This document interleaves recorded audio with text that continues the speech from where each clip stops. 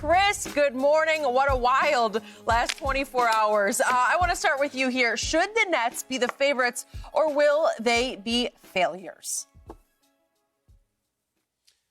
Well, I'm not going to say they'll be failures, but they aren't the favorites. There's no way I'm making them the favorites.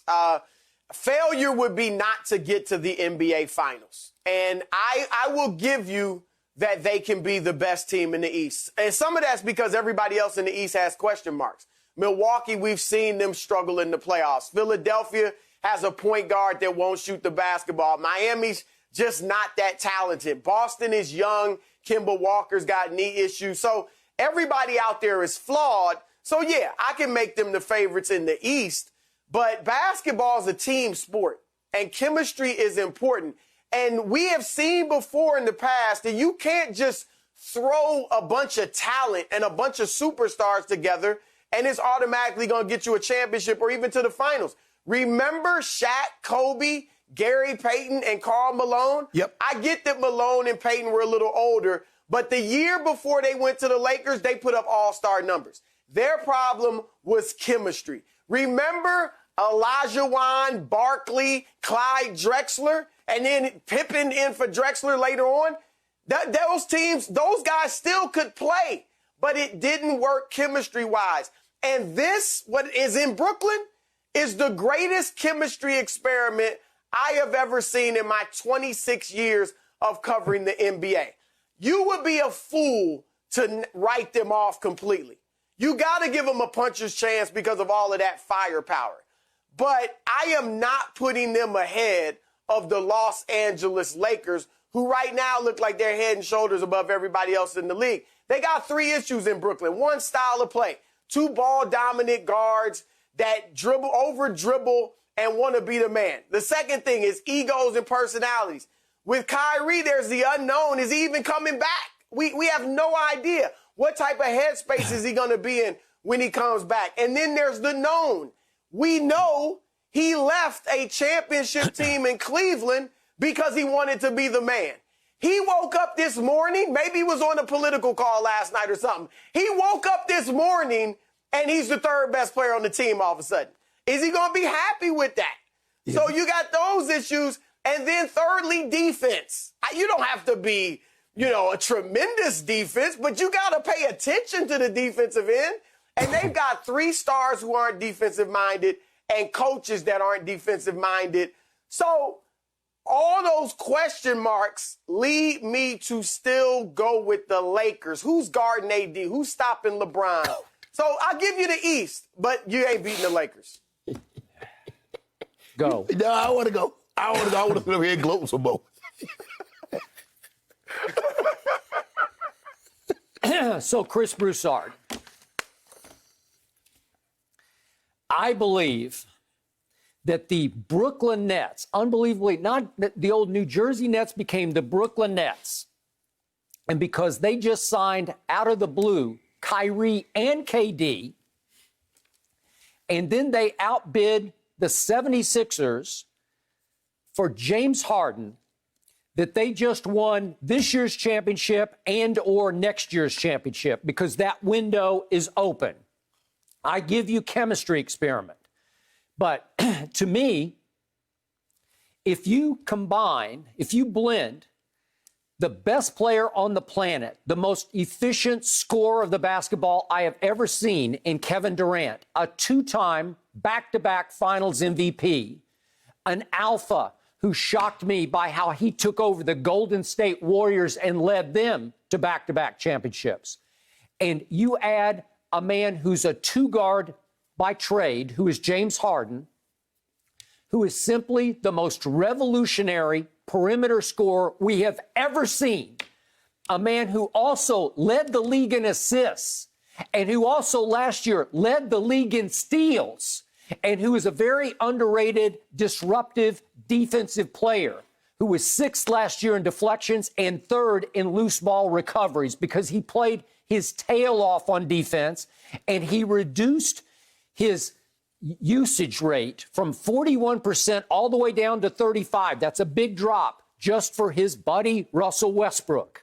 If he sacrificed that for Russell, he'll sacrifice this for Kyrie.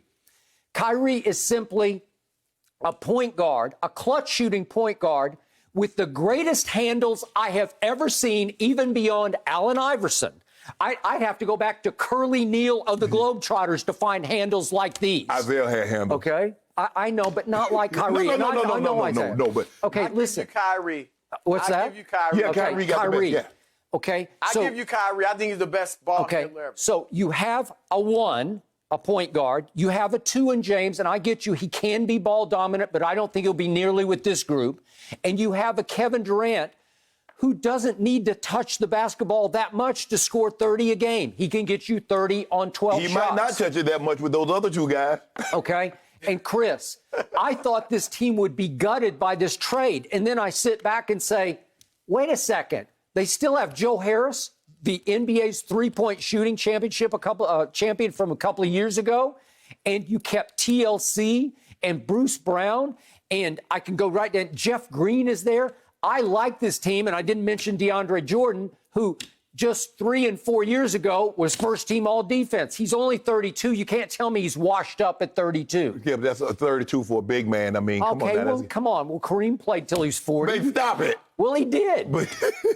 Okay, so I love the chances of this team. And as you say, it depends on Kyrie's head. I'm not sure where it's at.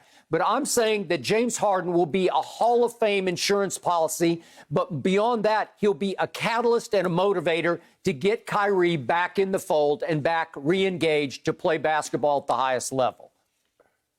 Chris, he's saying this. He said, well, James Harden sacrificed to play with Russ. Now he's going to have to sacrifice a third more to play with KD and Kyrie. So now all of a sudden, the guy that's over the last, say, 5 or 6 years, averaging about 31 points a game. So basically, he's about to see that go down to what? The low 20s? Maybe even the teens? Really? You won't go in the teens. I mean, I'm just asking. So, Skip, somebody now. I don't really know. I don't know if there 20 shots to go around with 3 different guys. Chris, have you ever known 3 different guys to take 20 shots per game? I haven't seen it. Now, Kevin Durant doesn't. That's tough to do. Kevin Durant doesn't need 20 shots. He can get you 30 points on 15, 16 shots. He's that efficient. But the other 2 guys, Skip, they need the ball. They're not catch and shoot like Steph and Clay. So that's why it blended so easily. And guess what? Steph was a 2-time league MVP. Man driving a Ferrari, which is from the Golden State. He pulls up on KD. KD, hey, man, I want to join, man. He's okay, bro. He gets out, goes on the passenger side. KD drives. Why was that? What had just happened to Steph Curry? Yeah, he lost. Yeah. They blew a 3-1 lead, and Steph just went south in those last 3 games. Skip, he was a no-show. But even though it happened, that man still's a superstar. What other superstar you know concedes it like that? Okay, and that superstar got a couple of more rings. But Skip, the thing is with James Harden and Kyrie wanted. Chris, Kyrie left Cleveland because you said he didn't want to be Robin, he wanted to be Batman. Not only is he not Batman in the jersey, not only is he not Robin, he at best case, he Alfred, maybe Commissioner Gordon. That's what he's falling to. I'd much rather be Commissioner. Okay, well, he Commissioner Gordon then. He ain't the superhero. Ain't nobody turning on the seat. Well, none of those people have superpowers. I think it's a bad analogy. Batman. This is the Fab Four here. Batman got that belt, though. He got all them little handy gadgets, and that's what KD got. The Batmobile. KD ain't got no 40-inch vert, but he got the spider like Okay. But hey, he got that 8-foot, that 12-foot apex jumper that's wet. So, Chris, last question to you. How much is LeBron James fearing this? Well, we getting to that next, aren't we? Well, okay, but I just want to know, because I'm putting this in the context for you and Shannon of 2 guys who like or love LeBron. This guy loves LeBron. We call it like we see it. And I think there's a little trepidation and a little bit of criticism of what just happened in Brooklyn because you're trying to protect your man LeBron. That's just me. No, let me say this to you, Skip. If I had my druthers, if I was Steve Nash, I would want the Nets to have Harden at the point guard, Kyrie at the 2, and, KD obviously playing off the ball. because I think Harden could be a great, just regular point guard. Running the offense. Okay. He is a tremendous passer, getting the ball to those two, and he still give you probably 23 points.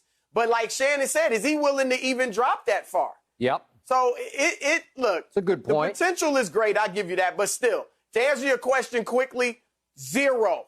That's how concerned I'm That's what I got to do.